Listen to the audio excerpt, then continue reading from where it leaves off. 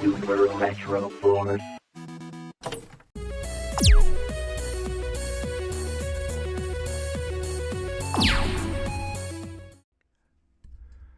What's going on, YouTube? All right, let's talk about this today. We live by another day. Yes. What I wish I knew in the beginning about retro game collecting, video game collecting in general, and yeah, how things have changed over the years. We've talked about this a lot on this channel, so I would love to know your opinions down below in the comments too, going forward about this. So what I have here down as my video idea is, this is a description after I have that as a title. Now, your collection should be based on what you love to play and franchises you enjoy, instead of just buying games to impress people or fill shelves. So this has been basic guidelines for a lot of the videos that we have on the channel now. I've talked in the past about how at one point I was collecting for the wrong reasons. I started off slow. My buddy inherited a bunch of games. Old school games, and then we started watching a few YouTube channels together, and then I got into it as well. So I went and got my old NES, my Sega Genesis, and some of the games, and then I started making, adult fun money and started buying a few retro games and stuff that I've always wanted. And one of the first things I purchased was a Super Nintendo, because I never had one growing up. I was a Genesis kid and I always wanted one. Well, I started getting kind of jealous of my friend and all the games he had, so I started buying more games. And, it kind of became a silent competition between the two of us.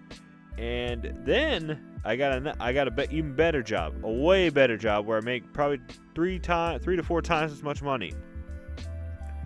And when that happened, it definitely broke the dam, guys.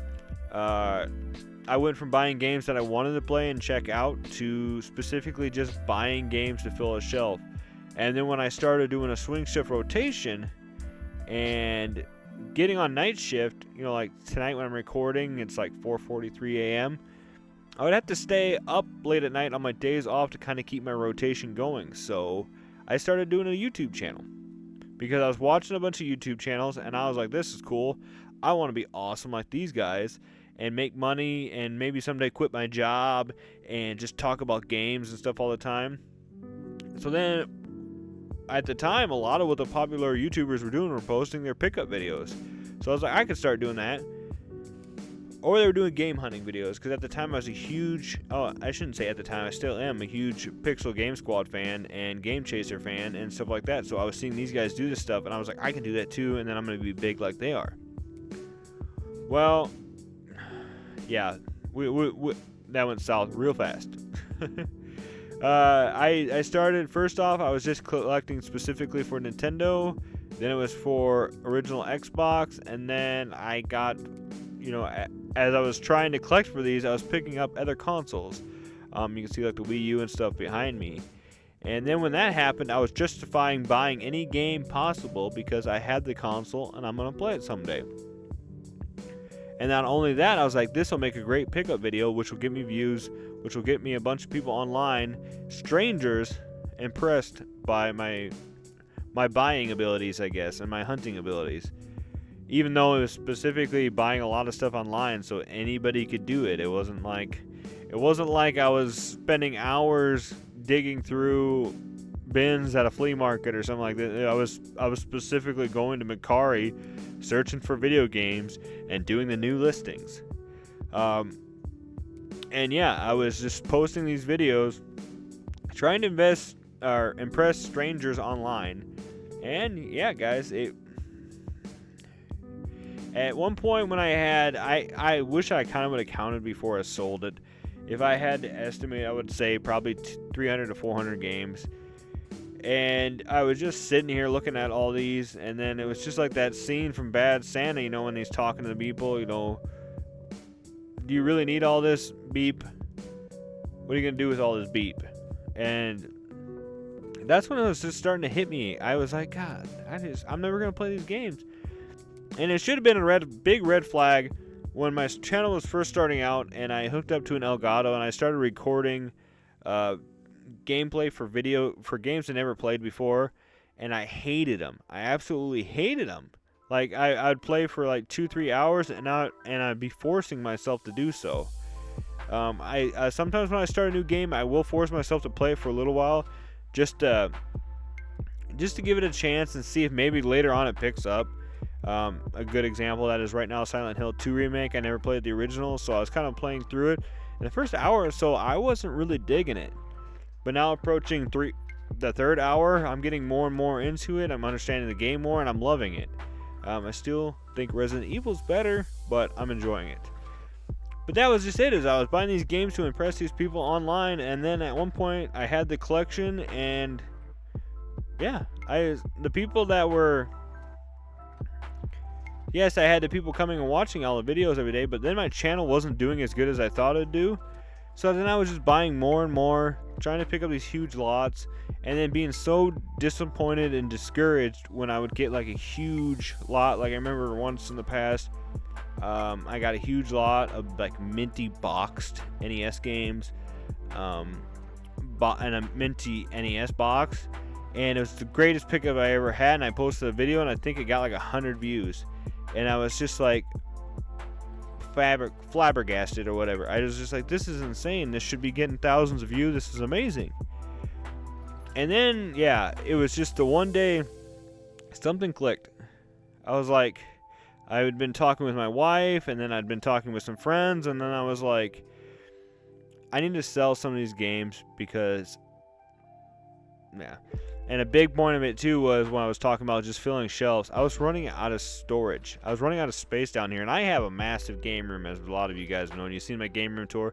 I have a huge room down here, and it was crowded, and it just wasn't. I was wanting to get stuff that I actually wanted, and I was unable to put it anywhere. I was anywhere that I love anywhere. And at one point I was setting the channel now I know it's, I don't want to ever like put anything in storage. If I have a collection, I want to be able to see it, you know. So that was kind of a breaking point then too. And I talked about this. It was hard. It was hard to start selling stuff off because I was sitting there looking at this stuff, and I liked having it, and it made me feel good when I got it. And I loved game hunting, and the dopamine and serotonin release when you'd come back home with a big hunt and you get a bunch of cool stuff. But I wasn't enjoying actually the gaming itself. That was the huge thing. I wasn't enjoying it anymore.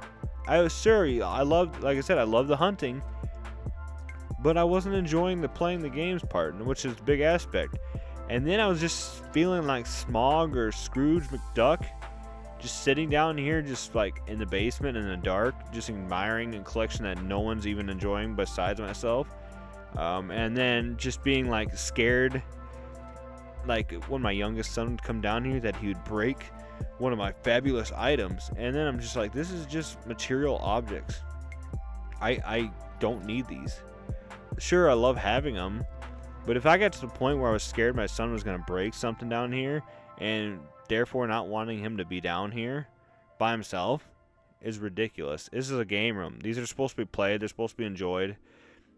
And now my son can, and now I've let go of that crap, and I feel like my son can come down here and play the PS5, and I don't have to worry about him, you know, breaking something or getting into something or whatever, because I don't have all that crap anymore, and I've let go of having the massive collection now and just enjoying games.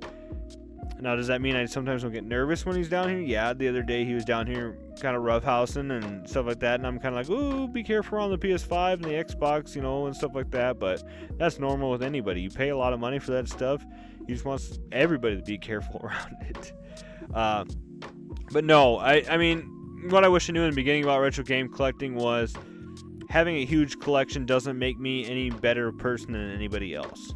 It's fun to have, yes, and any game ever I want to play, sure, but these games are meant to be played, and I really loved playing games as a kid. So when I started selling games, and then I invested in a RetroPie and modding some of my other consoles so they can play, you know, the other games and stuff like that. That was a big release, and yeah, it just made everything a lot better again. Like I said, I've been playing so much more games now. I've been playing games with my son, and it's just a lot better now. So if you guys think you're struggling with something like that, need to take a look inside, figure out what's wrong and what you can do from then on. Like I said, it's fun to do this stuff, but if it stops being fun, I mean, if you go back and watch my other videos, read the #1 comments is usually, do it when you enjoy it. If it stops being fun, then stop. Figure out what's wrong and go from there. Don't force yourself to do something, and obviously don't build a collection just to become YouTube famous, because that's the wrong reason to do it, and you'll spend a lot of money. So I found that out the hard way. I made most of it back reselling the games back, but it still was just kind of like, it's a lot of crap.